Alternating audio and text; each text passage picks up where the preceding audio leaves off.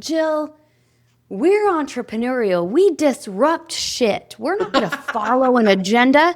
And I said, you do not want to disrupt yourselves.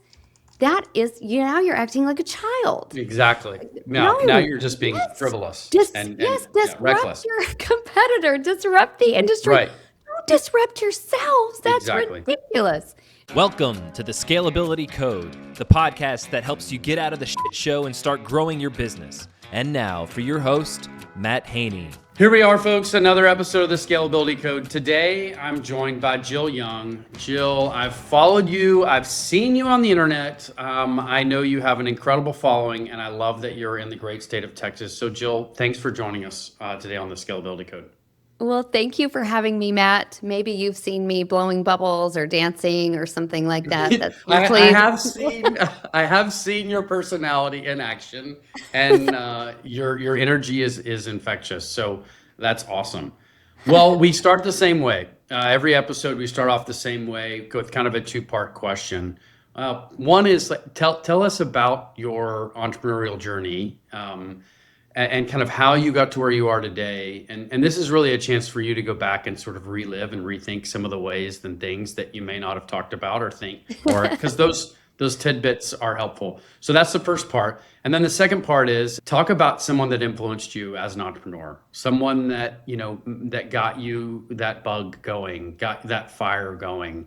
And maybe that person leads you into your journey. This one is easy for me, Matt. It's just right at the forefront of my brain. My entrepreneurial influencer was my dad. I grew up in an entrepreneurial family. Dad had several different businesses. The term serial entrepreneur was not around back then, but he was. And it was all throughout our family. My grandparents on both sides were builders, entrepreneurs, top salespeople, if you will, which is, one of the greatest skills of an entrepreneur. Yes. And so I don't even know what it feels like to catch the bug because it is installed in me. My dad he was a master electrician, and he had Very cool. He had an electrical contracting company. And the day I was born, he was over on a job in Ogden, Utah, on the D Events Center. He was wiring the D Events Center, and the hospital's across the street. So he's like, I'm just going to go check on a job real fast. Yeah, that's awesome. And then here I am. Your mother was born. like, what? Yeah, exactly. I'm going to check on a job real fast. And he comes over, and, here, those were the days where the father could not be in the room. And then it's like, ta-da, here's your baby girl. And I was attached to him from that very moment. I have many memories of going with him to his CPA and his attorney for all of the different businesses, and just so grateful to him because every time I would go with him or be inside the business with him, I asked questions, and he always paused to answer, or he would ask the professional to answer, and talk to this little girl who was growing. And where in those days, little children, period, could just be ignored, and he didn't. Yeah. So that's awesome. That was my bug. That's awesome. Did you grow up in Utah? I did. Yeah. I'm a huge Utah fan. I lived there for 4 years, met my wife there, got married there, anniversary all the time. So beautiful place, So gorgeous. wonderful people. Absolutely gorgeous. Whenever I fly back, because I have a lot of family there, Right. I will say, there are my mountains. Hello, mountains. Did you miss me? I missed you. Yes. Salt Lake Salt Lake Valley is a special place. Just gorgeous. That's awesome. So you've been around entrepreneurship your whole life, which is amazing. You'd be surprised how many times I hear that. And I also hear the opposite, which is, I didn't grow up with entrepreneurs. I didn't know I was going to become one. My parents did this, my parents did that. And then I met this person, and it transformed my career or their career. So I love hearing all the different places of that. And I love that your dad was your mentor and the person that you followed. And that sounds like an incredible man and role model to follow along. Well, tell me about your entrepreneurial journey. Obviously, your dad was impactful and those around you, but how did you sort of progress to where you are today in terms of entrepreneurship? Well, this is a lovely story also because I was also, can I swear on this podcast? 110%. Awesome. Because I Yes. was also just a little bit of a shit, just Yeah. a little shit. So Yep. I grew up in the family business. Here I am, a teenager, and I'm looking around going, you guys don't know what the heck you're doing Yeah. Yeah. in this What was the business. business? The business that I was in mostly was childcare centers. Oh, cool. And, but we also had a wedding center, the electrical contracting company. My dad was also an inventor. So whenever I get the chance, I like to say he's the patent holder on the electronic trailer hitch locator and ball cover. I mean, think about a really cool name there is. Nobody can say that. That's amazing. No, we still hold the patent, baby. That's fantastic. But there's probably 30 patents on things that he's invented. Right. That's amazing. And so childcare was the industry. And I just, like a lot of teenagers, you look at things in a simple way and go, well, why are we doing that? That's dumb. We should do that. Over the years, I convinced my parents to let me run the schools, and I did. And I still was irritated that we didn't know how to do it right. So I left the family business and I went to work for big companies where I thought, this is where we will know what to do. I got into the big companies and I had kind of the same attitude of like, no, that is not right. Why are we doing that? That's ridiculous. Now, all of that has served me. Hopefully I'm not a little shit anymore. But it served me. You're a big shit. You're just like a Thank bigger you. version. Thank you. Now I'm just a big shit. Thanks, Yeah. Matt. That's Yeah. funny. Welcome. Yes. That's funny. I like it. Sometimes my clients will say, gosh, Jill, you're being an ass today. And I'm like, well, You're listen. welcome. Yes, you did not hire a half-assed coach. That's you right. hired the whole ass. Like, Yeah. I'm gonna help you with this. Now I have a style where I do it with lightheartedness and Yeah. love and funny, but it still gets the job done. So I left this entrepreneurial world to go out and find out how we really do it, how business really works. I got an MBA. I worked for some big companies, and then I'm like, oh. Actually, we did know what we were doing back in the family business. As it turns out, Yep. we knew what we were doing. We didn't have words for it. We clearly didn't have a system that we were running on. And the first time I read the book Traction, I cried. And it wasn't because it was so beautiful. Right. And, like, all laid out so perfectly. Now, I do have some nerdy friends who cried because it was written so beautifully. But I cried for, oh my gosh, if we would have had this in the family business.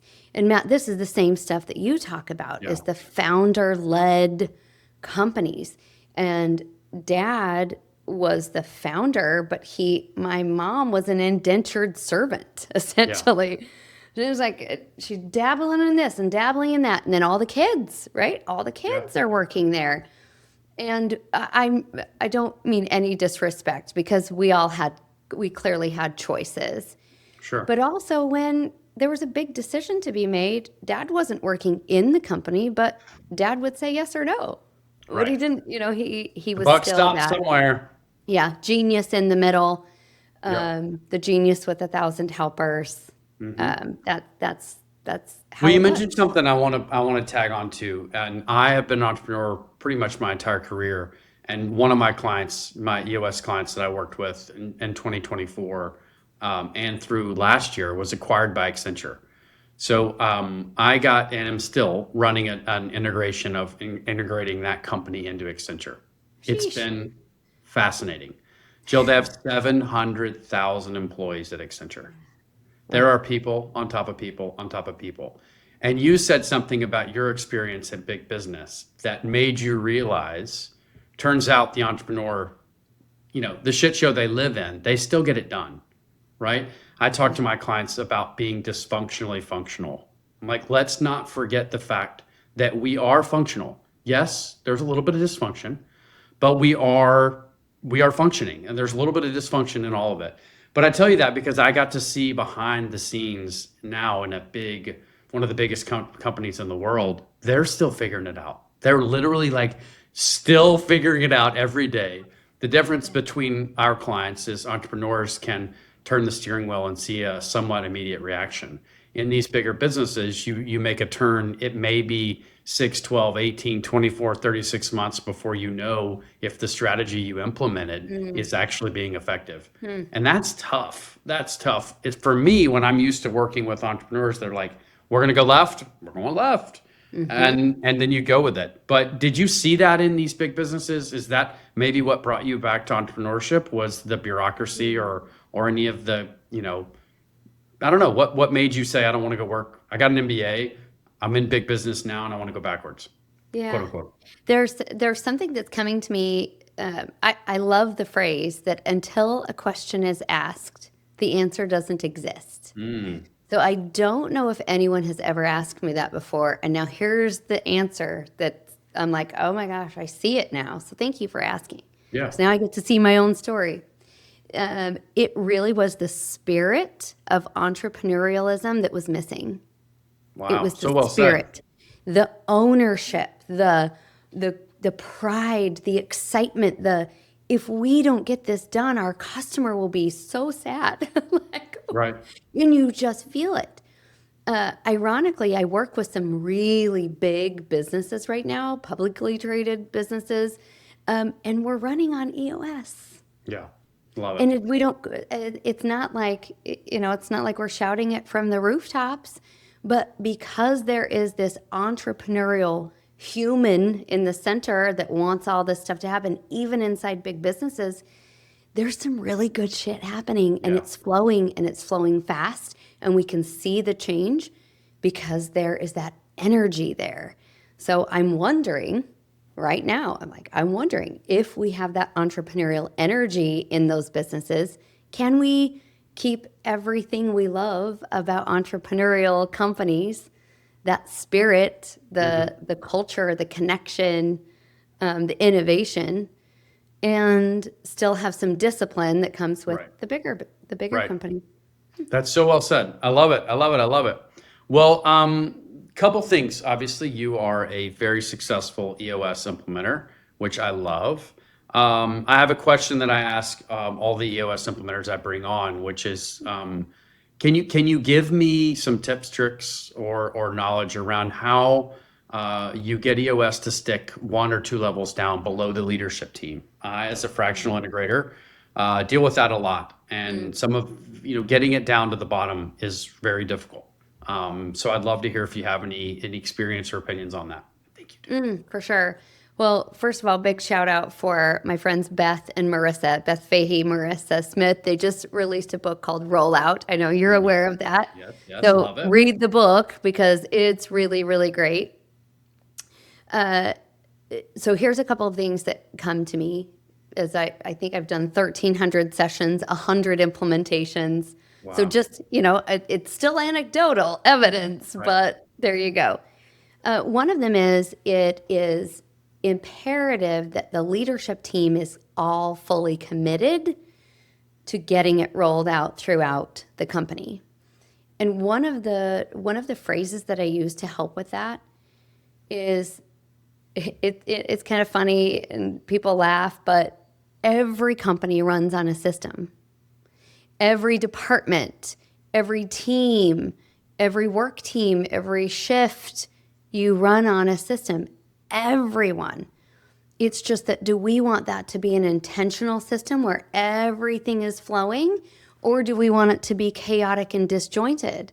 Because like you said, are we functionally dysfunctional? What did you say? Dysfunctionally, but we're still functioning. Functional. There's Yeah. So we want to be intentional with this system that we're running on. I was just on the phone this morning with an integrator, and he's saying, hey, what I'm finding is they have 12 locations and they're all running the same scorecard at each location. It's just so simple like that. Love it. He goes, some locations are starting to call these numbers different things.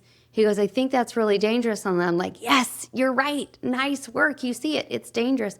We've all got to speak the same language. But if he wasn't dedicated to that, if he's not, because he's the integrator, if he's not looking for that, he's gonna go, well, I want him to have some autonomy over there. Right. And that's not a big deal. That's a little deal.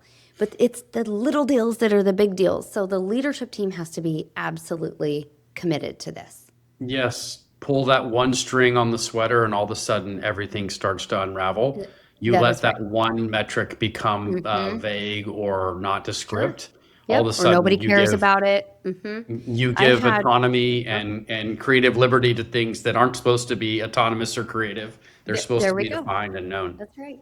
I That's had awesome. a visionary the other day that he got a Jill, a coach Jill talking to, he got a coach Jill talking to, because he had 3 rocks and he completed 1 out of 3 rocks, and he had said, no, I want to do this, I'm gonna do it, it's great, and then he was laughing in the session and we're lighthearted. He goes, it's not a big deal. 1 of 3 rocks. It's not these 2 things, these 2 rocks. I'm going to get it. They're going to be done in a couple of days. They're going to, and he started to do this.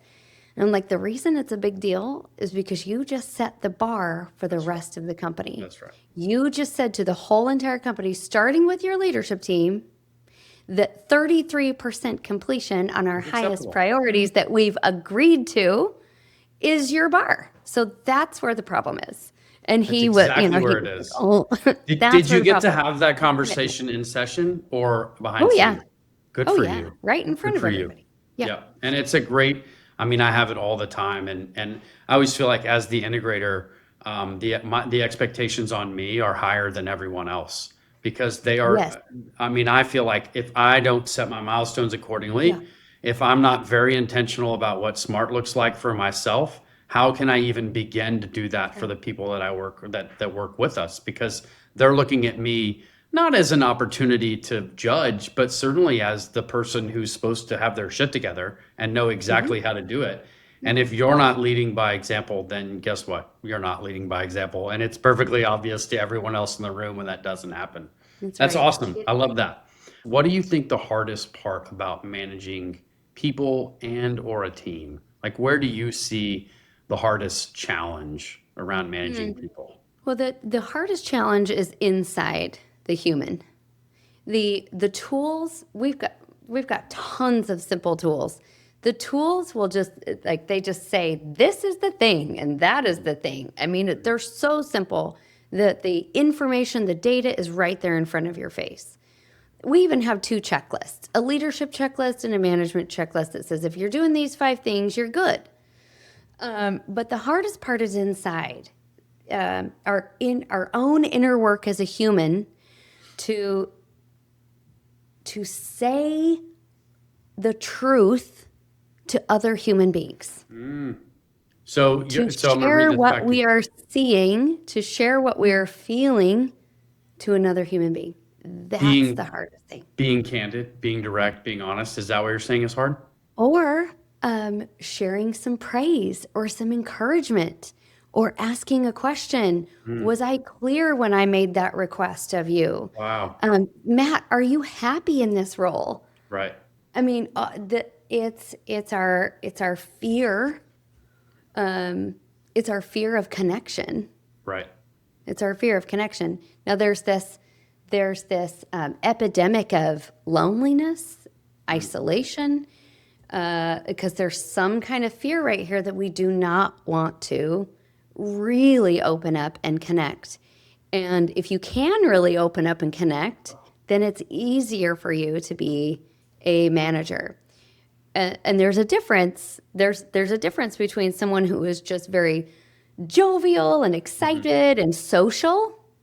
I'm not saying, they always make the best types of managers, but it's the best types of managers are people who really do want to connect and they care about their people. And it's hard. It's hard for people to open up and feel safe. It's fascinating you say that. Literally this week, I'm helping a leadership team and 2 people below the leaders, one specific leader and his team break down that barrier because there's a little bit of distrust amongst the team. And I'm kind of getting triangulated around. As the integrator, I'm stepping in, helping the leader of the department navigate these interpersonal challenges that he's having with his team. And, I said just what you said, which is, hey, you need to be honest and open with these people. If you're feeling a lack of trust, they're certainly feeling it. And if they're not, we need to have a conversation around that. But to your point, being vulnerable and honest and humble, and one of the core values of this company is lead with positive intention. Meaning, be a leader that's saying, I'm doing this for the reason of being positive, not to be critical and judgmental. And our visionary pulled out that core value during an L10, and it was like, whoa, Great. it came up, Right. and it was so well timed, so well timed. But it goes back to what you're saying about sharing those feelings and being honest, which is really special when you can get there. And when you're not there, first, for me, it's really obvious. So I want to ask you, you spend a lot of your time coaching coaches, right? You spend time with people, teaching them to be better leaders. It sounds like that's a core value of yours, which is being honest and open, or something along those lines. Tell me how you weave that into, your coaching practice when you're teaching others. The open and honest, when you're one-on-one, which is a lot of the work that I do now, with leaders, coaches, young leaders are really fun to coach, Yes. right? Young, high potential leaders.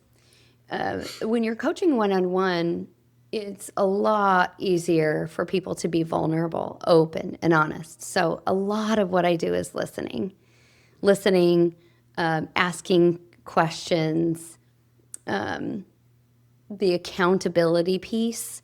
I have a definition that I love of accountability. It's reminding someone of what they've already agreed to. Love that. Reminding someone of what they've already agreed to. So one-on-one vulnerability, open and honest, that's the whole thing. That's why people hire me. A lot of times they don't feel like they can be entirely open and honest anywhere else in their life. Coaches, we can hold that space where someone can say things, even be honest with themselves while I'm listening to them. The tricky part for open and honest comes in when you get a team environment. Because if we think about it, Matt, if here you are and you're walking through the forest and 5 people are coming at you, if we just think about our hindbrain or our lizard brain, you don't know how you need to protect yourself. So clearly you're going to put up all of your defenses and really make sure you're safe before you take those down. That's why team functionality, team health, especially my work as an EOS implementer, is so much different than one-on-one work. This is where we really have to work to take down those defenses to get open and honest. And it takes some skill and some time and some willingness. Yep. But it's different in the one-on-one coaching than it is in the team coaching, for sure. You are listening to the Scalability Code. I'm your host, Matt Haney, founder of Sinclair Ventures, and we help visionary entrepreneurs like you get out of the shit show and focus on growing your business. We offer fractional COO and leadership coaching services that free up that brain of yours to focus on what's next. Learn more about us at sinclairventures.com. Now back to it. You mentioned something that I know you've written a book around courage. Yes. And it sounds like what you're saying, the courage mindset over fear is to your point. You were just saying, being courageous to say that and find out what the answer is. You talk about that in the book. You mentioned there's 3 principles. Tell us the 3 principles in the book. So I wrote this book back in, I think it was 2018. So it was a while ago. And my EOS practice was full. I'd done 500 sessions at that time. At this point, at the recording of this podcast, I've done 1,300. That's kind of crazy. Wow. Where does life? Where does life go? Yeah. I know. Where did we go? So 500 sessions is a lot. In fact, in EOS, once you've hit 500 sessions, you're an expert EOS implementer. This was before there was even a designation like that. So I had done 500 sessions, and I got a phone call from somebody that was a referral, and he said, Jill, listen, my whole industry uses EOS. It's awesome. It's incredible. We're going to use it. But can you tell me why it won't work? Oh. I'm like, wow. And that question just stayed with me for a few months. It would not leave me because I had clearly had some implementations that didn't work. So I started asking the other implementers, doing my own research. And over the course of a year, I wrote this book in answer to that question. It's called The Courage Advantage, and it's why it doesn't work. So here's the 3 things. Companies that fail to implement a system, I will even just kind of expand it to any system, is we don't have the courage to be disciplined. I was working with more of a startup kind of fast and flashy company just a few months ago. And they just were not running good level 10 meetings. They were, just level 10 meetings start to feel like, they're just too structured. And one of the guys goes, Jill, we're entrepreneurial. We disrupt shit. We're not going to follow an agenda. And I said, you do not want to disrupt yourselves. That is, now you're acting like a child. Exactly. Now you're just being frivolous. Disrupt reckless. your competitor. Disrupt the industry. Right. Don't disrupt yourselves. That's Exactly. ridiculous. Anyway, so it's the That's courage funny. to be disciplined and courage to stay in your seat. Courage to not say anything and write it down and save it for the issues list. Courage to be disciplined, but not just with your time, but also with your thoughts. Disciplined Well with your said. thoughts. And I think I'm gonna jump in because the next one is my favorite, and I think you and I both love being fun and not taking ourselves too seriously. And lighten up is one of them. That's right. One of which, by the way, everyone that says, "Oh, EOS is so corporate," that is such horseshit. I can promise you that EOS is not that, and the structure and discipline does not have to be rigid and just tightened down. You can have fun. Tell us. It's actually mandatory. If you come to my session room, it's one I of love our it. objectives for the whole day is that we're going to have fun. If Yeah. I feel like you're not having fun, you have to talk to this mechanical hot dog who makes fun of you. I mean, it's really a lot of fun. Now, I clearly like to have fun in my Sure. life, but that's not why we're doing it. The courage to lighten up comes from this principle in our brain that if we have a white knuckle grip, just absolutely stressed out about everything, we can only see this comes from science, not just from Jill. You can't even see into your peripheral. Your whole body rearranges itself for fear and anxiety and danger, and you can only see what's in front of you. Your brain is being conservative. When I help my teams lighten up, which is what I found in the book, we don't take ourselves so seriously. Yep. We lighten up a little bit, your brain starts to widen up and you can get curious. Right. And you can say, what if we do that? And what if we do that? And when there's a mistake made, I have a team that calls it a Bob Ross event. They're like, we're just going to Bob Ross that. Because Yeah. what did Bob Ross do in his paintings? When he made a mistake, Yeah. he's like, that's a happy little accident. That's what right. can we do to turn can that we in? do? So we Bob Rossed it. So lighten up Yeah, your that's funny. language. Yeah. Lighten up your reflections. It's such a where are the good thing to wins?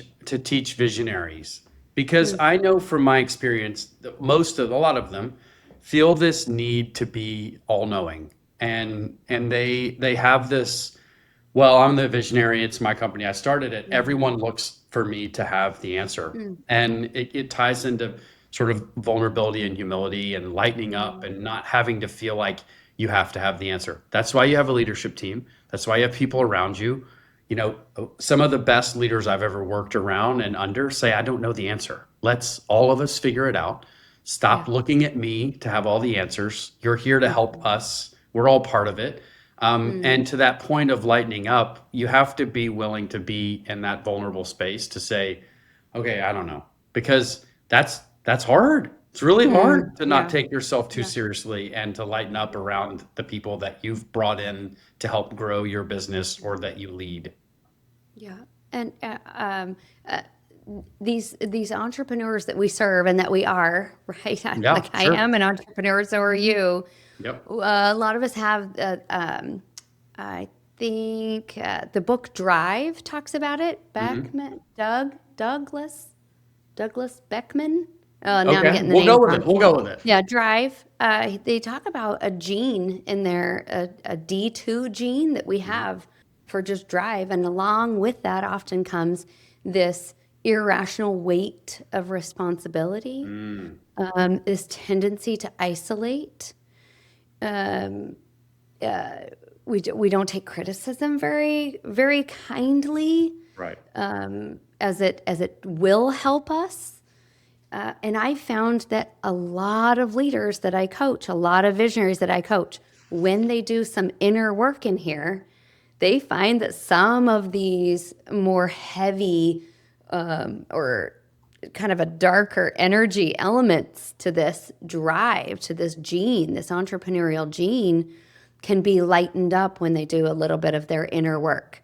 Journaling, meditation, therapy, a coach, a peer group. Oh, a peer group is so nice.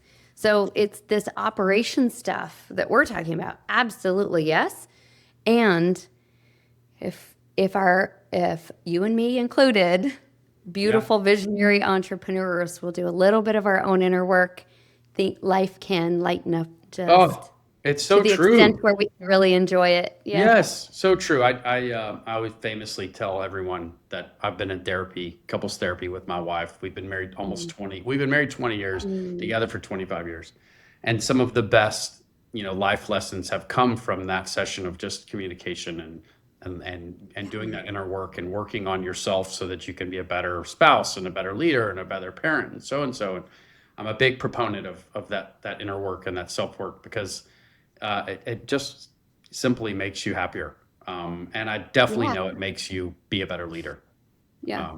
A lot of times we do talk about it like that. Therapy or coaching helps you be a better, and then you list off all of your roles. You just did it, right? Husband, father, teacher, coach, also. So you're like, oh, I'm going to invest in that so I can be better for everybody else. But also, number one, better for yourself. Right. Like live with yourself.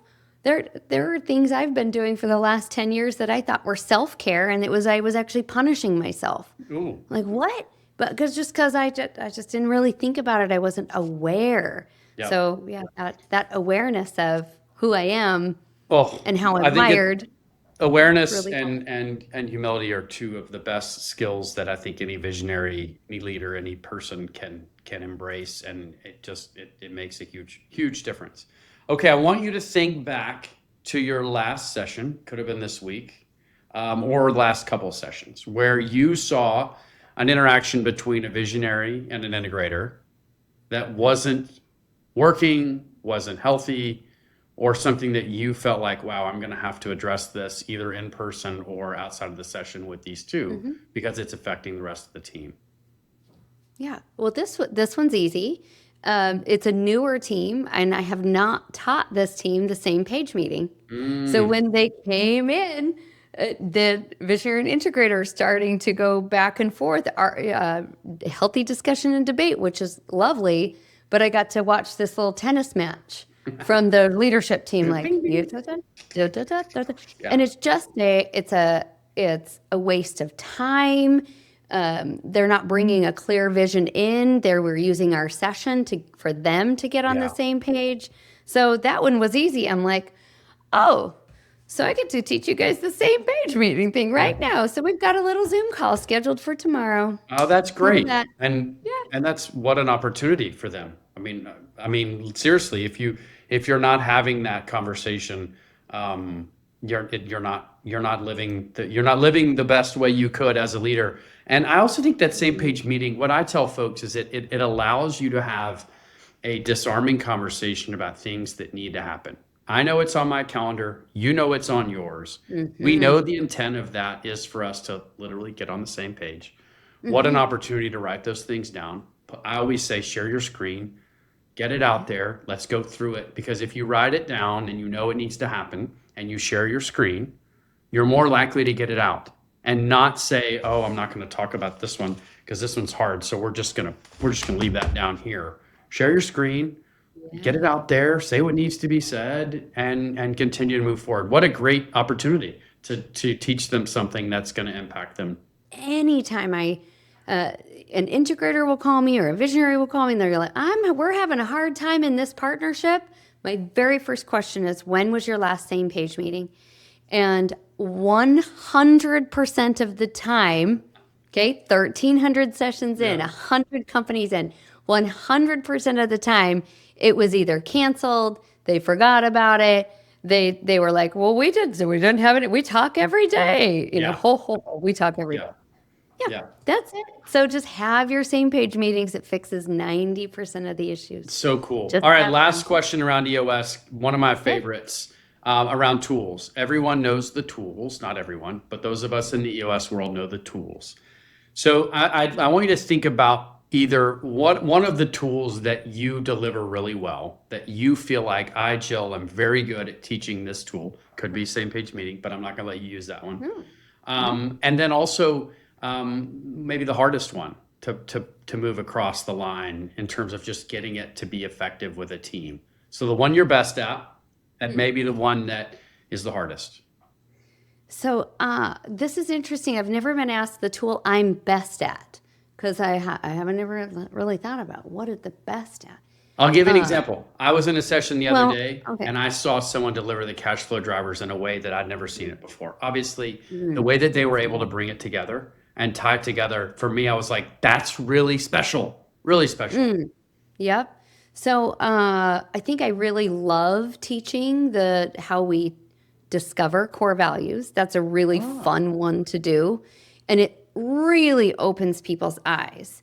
I think at the beginning, even though my clients are prepared when they come to the sessions, I think at the beginning they really do feel like core values are just going to be for the back of the t-shirts, and the coffee mug and the website. Just live on the VTO. Just lives on just fills a block. Yeah, the website. This is how we get clients. You're right.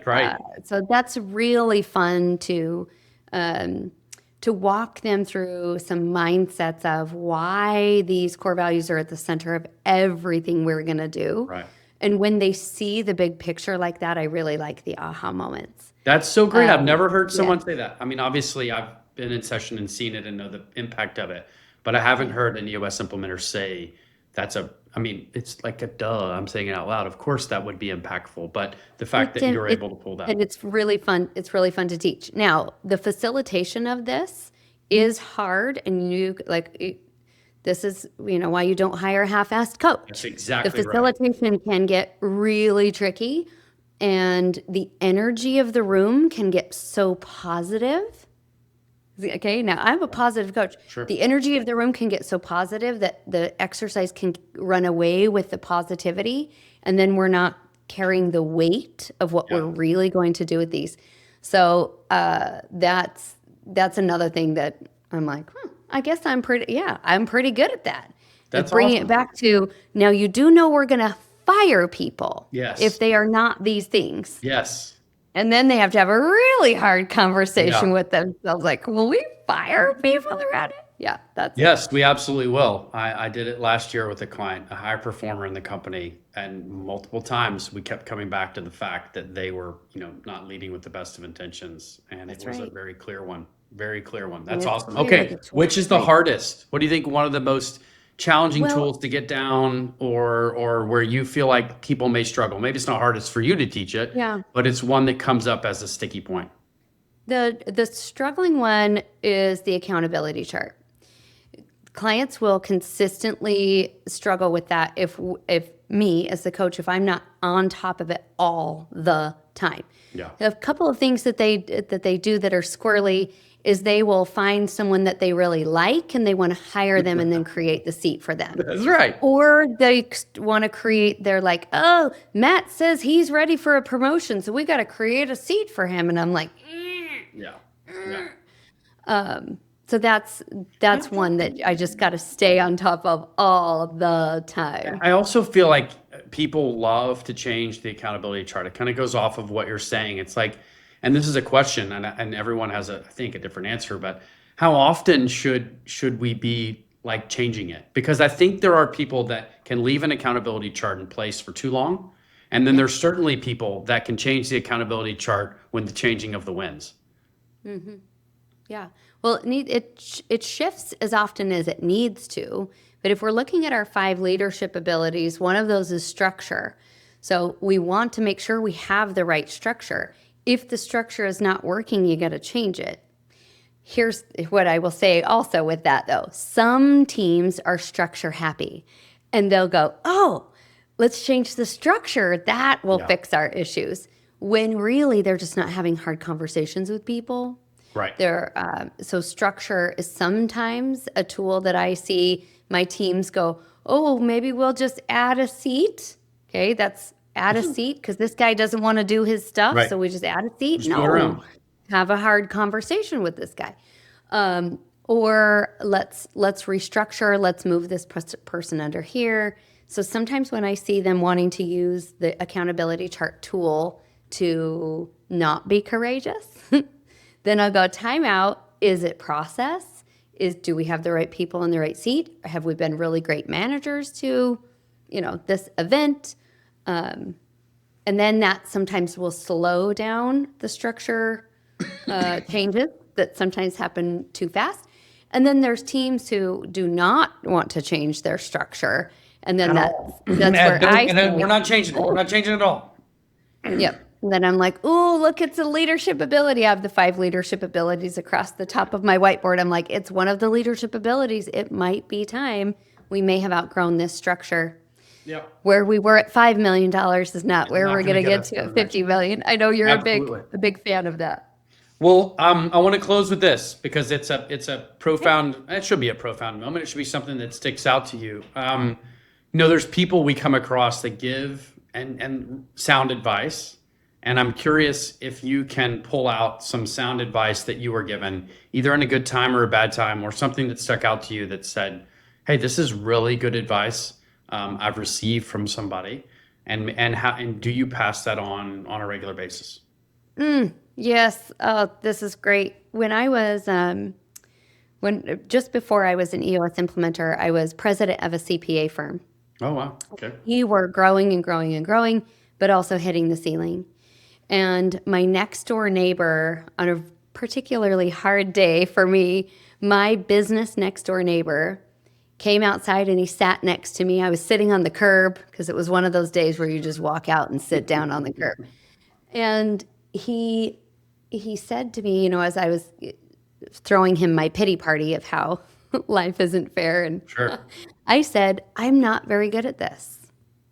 Running a business, I guess I'm just not very good at this. And he said to me, this is the best advice. He said, Jill, there is nothing wrong with you. There is something wrong with your system. And I love to share that, especially, if visionaries are listening to this podcast. Yeah. Visionaries, there is nothing wrong with you. Sometimes EOS is known, or there's some strains of EOS where people will do visionary shaming. Like, ooh, you don't know how to run a company. I have to run it for you.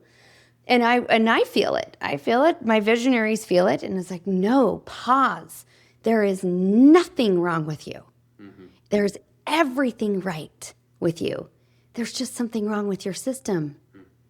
You, visionary, are brilliant and amazing and capable. And none of us would be here without you. 100%. Taking a risk and being enthused about this product or service we're taking to the world for good. None of you visionaries wake up and go, ooh, I hope to be a hard ass today, and I hope to be incredibly difficult to be around. No one says that. No, you're amazing. Yep. So that first line of advice, there's nothing wrong with you. And maybe there's something wrong with your system if you're not flourishing, if your life isn't flourishing. That's awesome. That's awesome. It. Very well said. And, we all have our uniquenesses, but I do love what you said about visionaries. I talk about it all the time, which is this person's doing their job, coming up with 100 ideas. That's what they're supposed to. It's our job to create a system that we can see those and implement those and push the ones that aren't so great to the back and get the ones that are good to the front. That's their job. That's what makes them unique and special. There's nothing wrong with them. We just need to create a system and around them, which is awesome. That's right. I have a fun tool that I hand out to my visionaries, and I invented it. I'm an artist and a creator myself. So here's the tool. It's called the Hallucination Journal. Yep, it's the best. In EOS, we say vision is at the top of the model, traction is at the bottom of the model, and it's by design because vision without traction is just hallucination. That's right. And then I wait for people to laugh because it's really fun, but sometimes saying that gives hallucination a bad rap. Right. So we need to hallucinate. Yeah. Yeah. I hand out these hallucination journals to the visionaries, and the rule is you're only allowed to hallucinate, like put all of your crazy ideas in here, all of your amazing, wonderful, life-changing ideas in this journal, but you can't execute on any of them. Right. And what this journal does then is it keeps this hallucination journal as safe. I can go in there and think about a hot dog stand, a new version of purple paint, anything I want to, and it's Right. actually a creative exercise to keep visionaries creative. It's a safe Now, in the space. event, A safe That's space to put all your crazy ass thoughts. everything. And I'm quick to not shut those thoughts down. I think I see some people like that hallucination comes out and people are like, meh. I'm like, I try to be very intentional about my body language, about my response, about the way I'm delivering it, because I don't want to create a scenario where people are encouraged to not do that. It's quite the opposite. Like somebody that had a quote unquote terrible idea, turns out, guess what? It was a really badass idea. We just needed to get it forward, and they thought it There was you a terrible one. I'm glad they brought it up. We never would have been here. That's right. That's right. So, And then if you do have an idea that ends up into your hallucination journal that you're like, this is really good, you have to ceremoniously rip the pages out of the journal and put them somewhere else. that's cool. It's really fun. Very fun. It's a lot of fun for sure. Well, Joe, I have thoroughly enjoyed this. I loved having you. I love your energy. I love your wisdom, and I love that you're the badass you are, because it's fun to watch. It's fun to be around, and you're a great human and a great role model to a lot of us. So thank you for being so fun and Oh my lighthearted. God. Awesome. You're welcome for being so much fun. That's awesome. I'll Well, take I look that. forward to seeing you next time I'm up in Dallas, either at one of the EOS events or just up seeing folks. But wanted to thank you for joining us today on the Scalability Code. Perfect. Thank you for having me, Matt. Thank you for listening to the Scalability Code. If you made it this far, please follow the show on Apple, Spotify, YouTube, or wherever you get your podcasts. Let's get out of the show together. We'll see you next time on the Scalability Code.